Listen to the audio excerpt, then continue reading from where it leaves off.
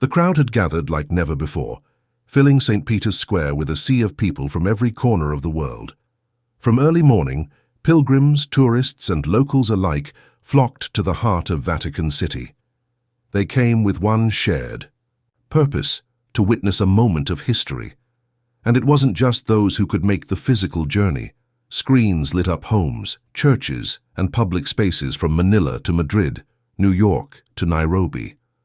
All eyes were fixed on the balcony above the grand columns of the Basilica. It was here that Cardinal Luis Antonio Tagle, now Pope, would deliver his very first prayer as the newly elected spiritual leader of over 1 billion Catholics. The atmosphere was almost otherworldly.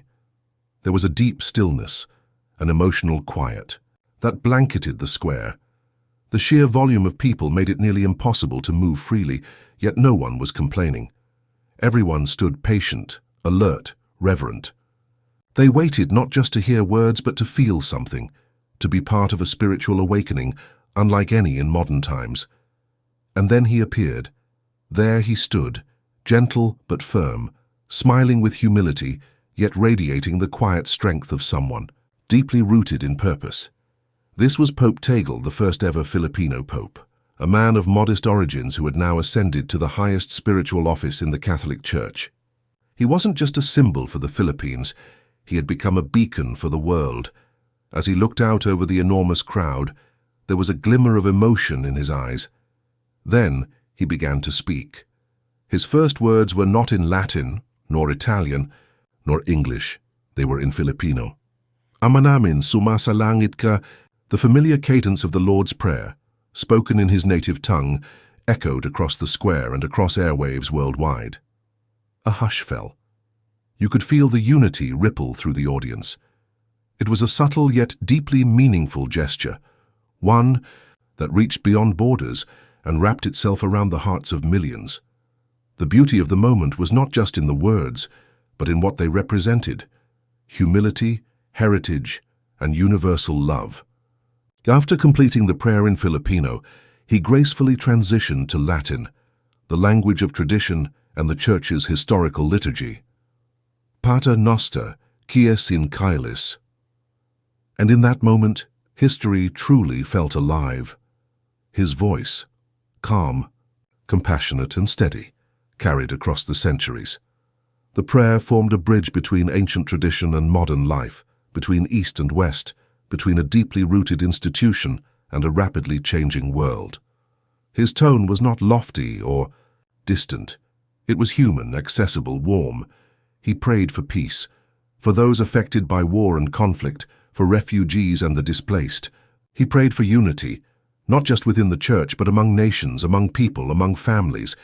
He prayed for the poor, the forgotten, the ones who live on the margins of society and often go unseen. His words were clear, soft-spoken, yet full of power, a power that doesn't come from authority but from faith and sincerity. And when he finished, he said simply, Amen. Silence followed, but it wasn't empty. It was sacred. It was filled with unsaid prayers, with thoughts too heavy for words, with hearts bursting with emotion.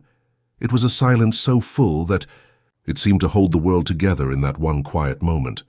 Then a wave of emotion passed through the crowd.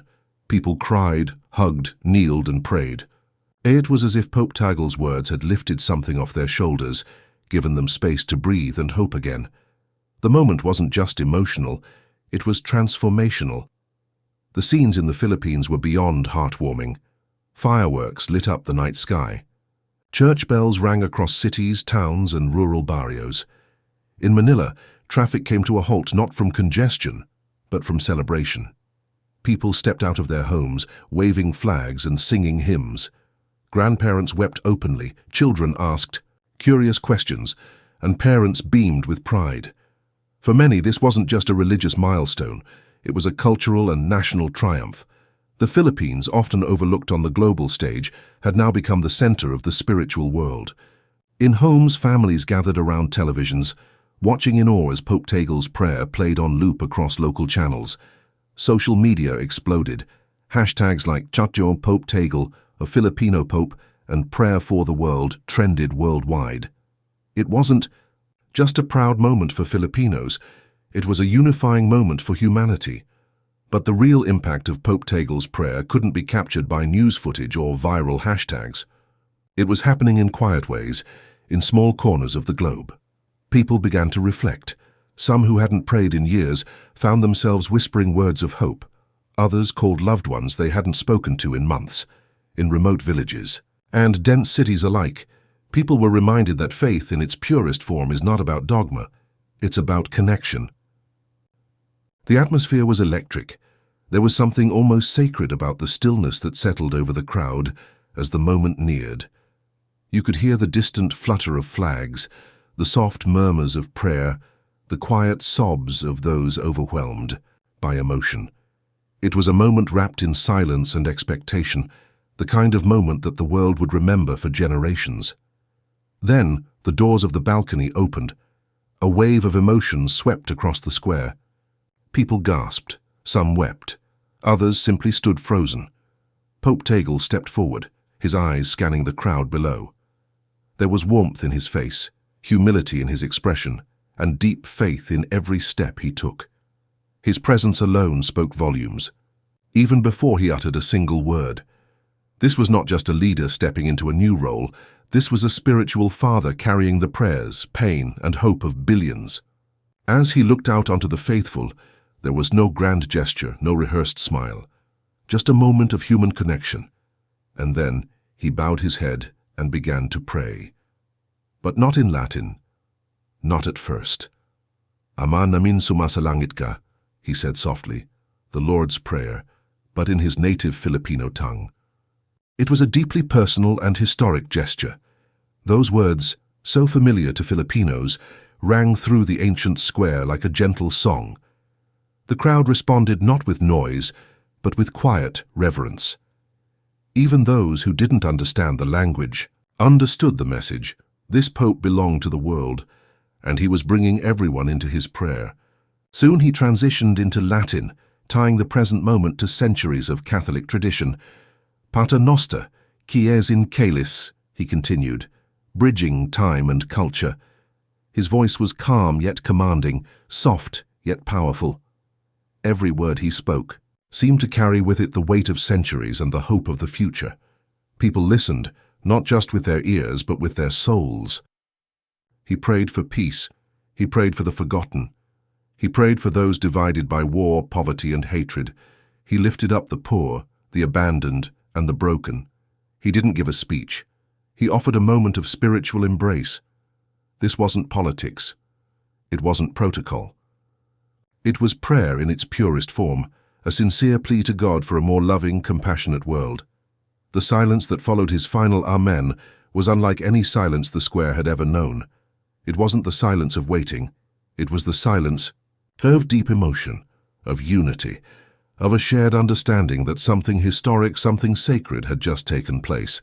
People closed their eyes, bowed their heads, held hands, or simply looked up to the sky. It was a silence filled with meaning, with unspoken prayers and collective hope. And from that moment, the echo of Pope Tagle's prayer began to ripple outward. News channels around the globe interrupted broadcasts to show the scene. Headlines popped up within minutes. A prayer that touched the world. Social media lit up with hashtags. More Pope Tagle, non-Filipino Pope, non-global prayer. Millions who had felt disconnected from their faith suddenly felt drawn back in. It wasn't just about religion anymore. It was about unity, compassion, and hope. In the Philippines, the celebration was unlike anything the country had ever seen. Fireworks lit up the sky. Church bells rang non-stop. Streets overflowed with people singing, praying, and crying tears of joy. Elders spoke of divine purpose. Children wore paper mitres and paraded with small crucifixes. Schools paused to allow students to witness the historic moment. Whole neighborhoods transformed into spontaneous prayer groups and choirs. Grandparents explained to their grandchildren that they were living through history, that this was the first time someone from their islands had risen to lead the global Catholic Church. That faith, service, and humility had brought Pope Tagle from the shores of Manila to the balcony of St. Peter's Basilica. In every Filipino household, pride mixed with prayer. It wasn't about nationalism. It was about seeing someone who, understood the struggles of the